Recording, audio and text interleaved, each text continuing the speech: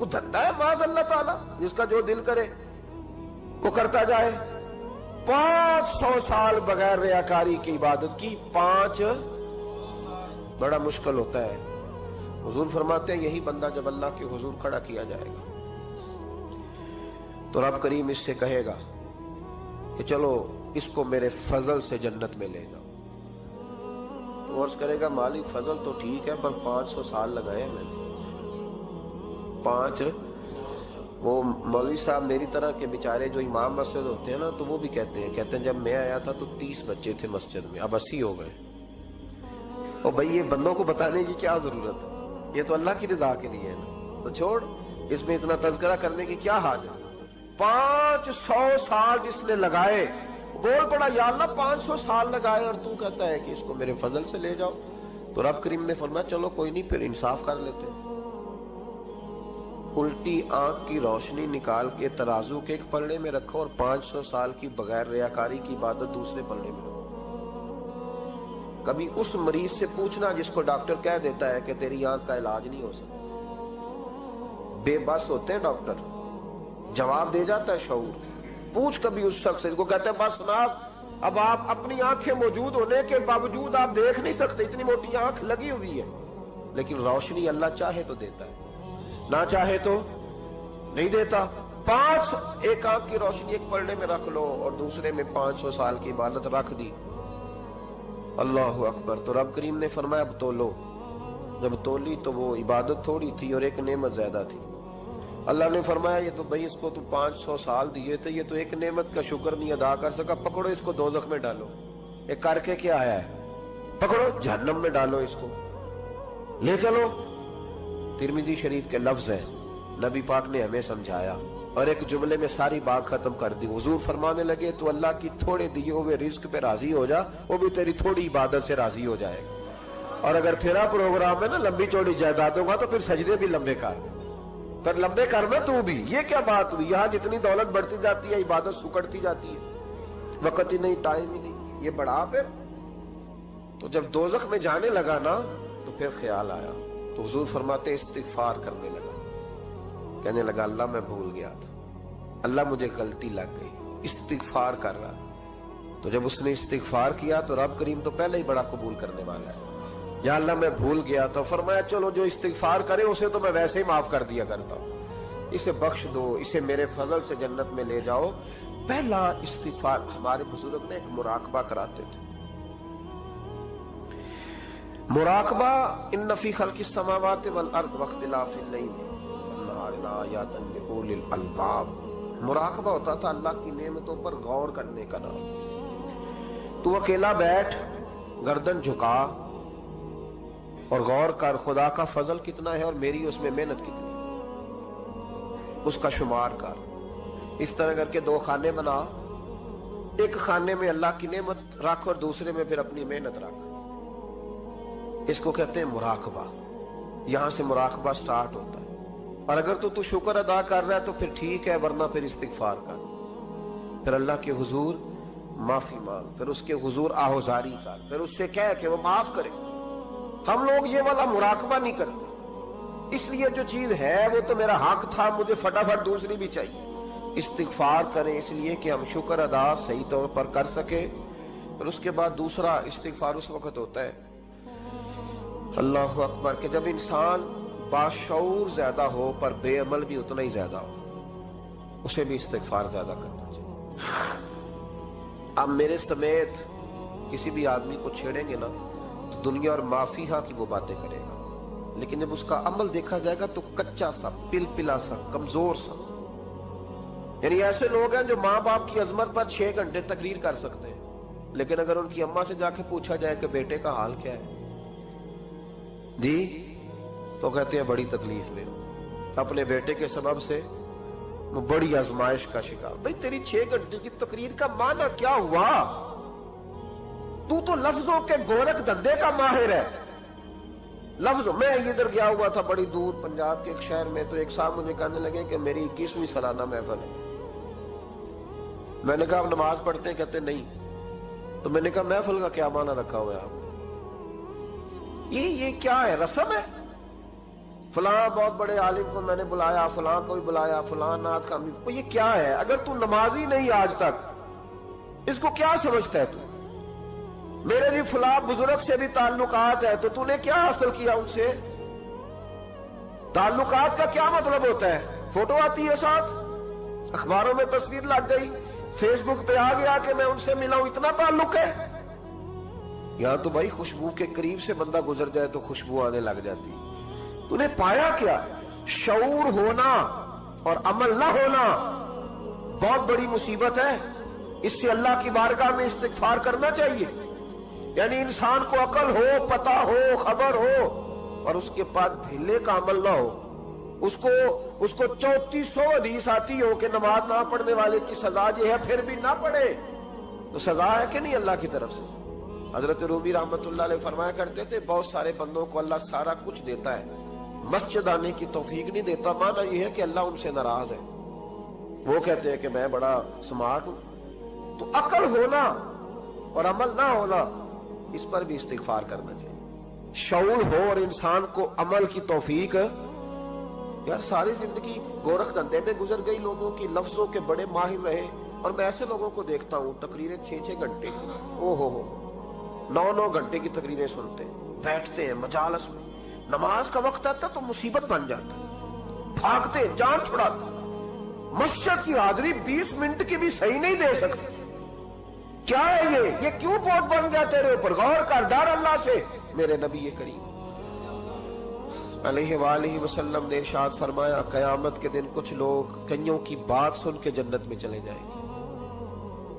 اللہ تعالی ہماری پردہ پوشی عطا فرمائے. کہا کچھ تبلیغیں کرنے والے دوزخ کے دروازے پہ کھڑے ہوں گے تو وہ جنتی کہیں گے کہ مولانا پیر صاحب ہم تو آپ کی بات سن کے جنت میں جا رہے ہیں، تو آپ یہاں کیوں کھڑے ہیں؟ تو وہ کہیں گے ہائے افسوس، میں کہتا تو رہا پر عمل نہ کر سکا. میں عمل، اس سے مراد صرف ممبر میں بیٹھنے والا مولوی نہیں، اس سے ہر وہ شخص مراد ہے جو نصیحتیں تو بڑی کرتا ہے لیکن خود عمل وہ بہت بڑا الفاظ کا ذخیرہ رکھتا ہے، پر عمل کے لیے 2 سجدے بھی صحیح طریقے سے دے سکتا. پھر وہ استغفار کرے، پھر وہ اللہ کی بارگاہ میں معافی مانگے، پھر وہ توبہ کرے. اس لیے کہ جو جتنا بڑا ہوتا تھا نا، اس پہ خشیت بھی اتنی زیادہ طاری ہوتی، اس پر خشیت بھی اتنی جتنا. حضرت عمر فاروق رضی اللہ تعالیٰ عنہ کو زخم لگ گیا، شدید زخم لگا، آپ آ گئے، بڑی زیادہ خون بہ گیا ہے. بہت سارے صحابہ آپ کے گرد جمع ہو گئے، حضرت عبداللہ ابن مسعود بھی آ گئے. تو جناب عمر رونے لگ گئے. اب تو رونا آتا ہی نہیں لوگوں. حضرت محی الدین ابن عربی کہا کرتے تھے جس کو پورا ہفتہ ہو گیا نا، وہ طریقت کا مسافر بھی. جاگ رہے ہیں آپ حضرات؟ کہتے تھے جس کو پورا ہفتہ ہو گیا نا، طریقت کا مسافر بھی ہے پر اللہ رسول کی یاد میں رویا نہیں. فرماتے تھے مجھے تو اس کے ایمان پر شک ہونے لگ گیا کہ 8 دن ہو گئے اسے خیال ہی نہیں آیا. حضرت عمر میدان میں جس شخص کے کبھی پاؤں نہیں لڑکھڑائے، اللہ رسول کی بات آتی تھی تو دریا بہتے تھے آنسو. یہاں حال ہی کوئی نہیں. خشک جملے اور جناب موٹے موٹے تراشے ہوئے فکرے اور لفظوں کی ہیرا پھیری، اس کے علاوہ کوئی چیز نظر ہی نہیں آتی. حضرت عمر رونے لگے، آخری وقت ہے، تڑپ رہے ہیں، آنسو بہ رہے. حضرت عبداللہ ابن مسعود آ گئے. انہوں نے کہا عمر تیری ہجرت بھی بڑی باکمال تھی، تیرا اسلام قبول کرنا بھی بڑا ہی باکمال تھا، حضور بھی تجھ سے ہمیشہ راضی رہے. عمر تو روتا کیوں ہے یار؟ بات تو یہ ہے کہ جب تو نے خلافت سنبھالی تو پھر تیرے طریقے بھی باکمال ہی تھے، اور جب تو میدان میں اترتا تھا پھر بھی تیرے معاملات باکمال تھے، اور جب تو مال غنیمت بانٹتا تھا پھر بھی تو باکمال. یار ہر موقع پہ تو باکمال تھا، تو جاتے تو پھر روتا کیوں ہے؟ ان کا استغفار دیکھو، ان کی توبہ دیکھو. حضرت عمر پھر رو پڑے، کہنے لگے عبداللہ لوگوں کو میری نیکیوں کا پتہ ہے، گناہوں کا تو نہیں نا پتا. وہ تو میں جانتا ہوں یا میرا مالک جانتا ہے نا. نیکیاں تو سب کے سامنے، پر من آنم کے من دانم، جو اندر چھپے ہوئے گناہوں کے ڈھیر ہے وہ تو میں جانتا ہوں. کہا تو نے میرے کلمہ پڑھنے سے لے کر میری حکومت تک میری ساری نیکیاں گنوائی ہیں، اب دعا کر میرے لیے. کہہ رہا میری نیکیاں اور بدیاں برابر برابر کر دے، مجھے درجہ نہیں چاہیے، بس اللہ مجھے معاف کر دے. درجوں کی ضرورت نہیں ہے. یہاں تو لوگ درجات لے کے بیٹھے. حافظ کہتا ہے کہ میں جتنے آیتیں ہوں گی اتنے میرے درجے بلند ہوں گے. پہلے درجوں والا کام تو کوئی کرنا. मौलाना कहते हैं कि नूर के मिंबर पे बैठूंगा। भाई पहले बता, नूर के मिंबर की तरफ तेरा सफर भी जारी है कि नहीं? ताजर कहता है कि मैं सखावत करूंगा तो हजरत उस्मान के साथ जगह मिलेगी, पर हजरत उस्मान की सखावत और अपनी सखावत का फर्क भी देख। मुजाहिद कहता है कि मैं नबी पाक के जिहाद वाले सहाबा की पुश्त पे रहूंगा तो पहले अपने काम तो देख। और जब सारी बातें समझ में ना आए तो फिर अल्लाह की बारगाह में इस्तिगफार कर, फिर बैठ। बड़े लोग इस्तिगफार करते, माफी चाहते, और ये इस्तिगफार फिर इतना करम करता, इतनी आसानी करता, इस कदर बेहतरी करता कि वो मांग तो अपने गुनाहों की माफी रहे होते थे और अल्लाह रहमतों के दरवाजे खोल देता था। अल्लाह उन पर करम के दरवाजे। हजरत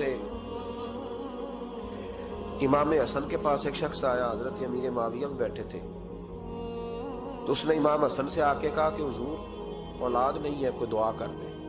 तो जो है मेरी बात पर, अब भी लोग पीरों के पास आते हैं ना, माशाल्लाह से, अल्लाह खैर फरमाए।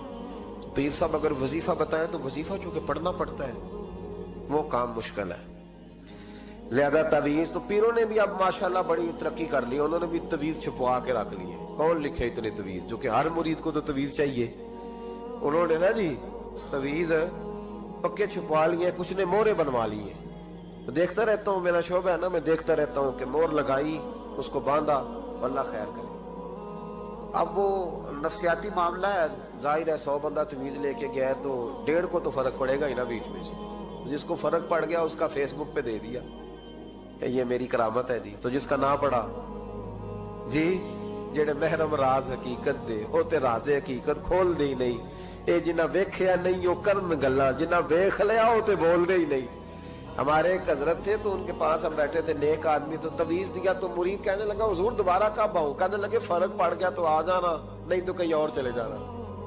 इसलिए कि शेख अब्दुल अजीज दब्बाग रहमतुल्लाह अलैह के एक मुरीद ने कहीं तनकीद कर दी थोड़ी सी। ये लफ्ज बस ना बहुत बड़े हैं, इनकी मैं तशरीह नहीं करूंगा, जितने जुमले उतनी बात करके बीत जाऊंगा। इनकी तशरीह नहीं हो सकती, ये इनकी तौज़ीह नहीं हो सकती, कुछ तफसील नहीं इनकी हो सकती। ये जुमले बड़े, मैं कोई तशरीह नहीं करूंगा। उसने कहा कि हुजूर फला फला फला फला जगह मुझे परेशानी है आपके हवाले से। तो आप फरमाने लगे मैंने कौन सा बांधा हुआ है, नहीं समझ में बात आती तो कहीं और चला जा। बांध के रखा नहीं, दरवाजे खुले हुए, कहीं और चला जा, खत्म हो गई बात। तनकीद करने की जरूरत छुट्टी, इसलिए कि वो लोग बुत नहीं बनाते थे कि बस इधर ही पूजा करनी है कि कहीं और नहीं जाना। ये छोड़े, है ना हमारे चक्कर चला हुआ, मेरे अलावा कहीं और न जाना। शेख अब्दुल वहाब शरौनी फरमाया करते थे ये तो नुक्स है तेरे अंदर का, ये तो तेरे अंदर का नुक्स है। अगर तू काबिल होता तो कहता जा संगिया सारा जमाना देखा, अगर को मेरे जैसा मिला तो चला जाना, और अगर मेरी तरह का न मिला तो फिर कहीं और जा देखा सारा। ओ भाइयों क्या चक्कर है, वज़ाइफ लोग पूछते थे तो उन पे अमल करते थे, वो चीजें फायदा देती। हजरत इमाम हसन से आके वजीफा पूछा, उस शख्स ने कहा हुजूर औलाद कोई नहीं तो वजीफा बताए। तो आपने फरमाया इस्तिगफार पढ़ा कर। क्या कर? उसने कहा ठीक है। तो हुजूर फिर मैं दोबारा कब आऊं? तो इमाम हसन कहने लगे बे औलाद है ना तू, इस्तिगफार का वजीफा बताया ना? कहा। फरमाने लगे अब उस वक्त आना जब अल्लाह तुझे 10 बेटे अता करेगा। कितने? 2-4 नहीं, 10 ही कह दिए।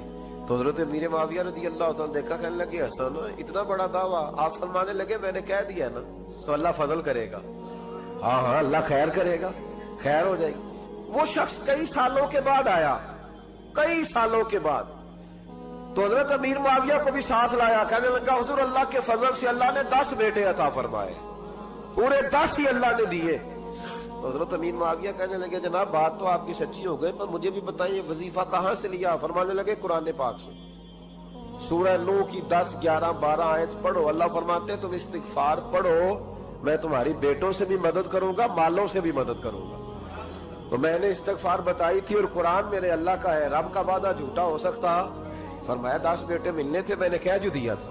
वो मेरे भाइयों याद रखे, इस्तिगफार अल्लाह की रहमत नाज़िल कर। एक होता है खौफ, एक होती है खशियत। खौफ वाले लोग तौबा करते हैं, खशियत वाले इस्तिगफार करते हैं। एक होता है खौफ, एक होती है खशियत वाले इस्तिगफार करते हैं। नबी करीम अलैहिस्सलाम ने फरमाया मैं दिन में 100 मरतबा इस्तिगफार करता हूं, दिन में। तौबा वाला कहता है कि मैं भूल गया था, मुझे माफी मिल जाए। اور خشیت والا کہتا ہے میرا یار ناراض نہ ہو جائے.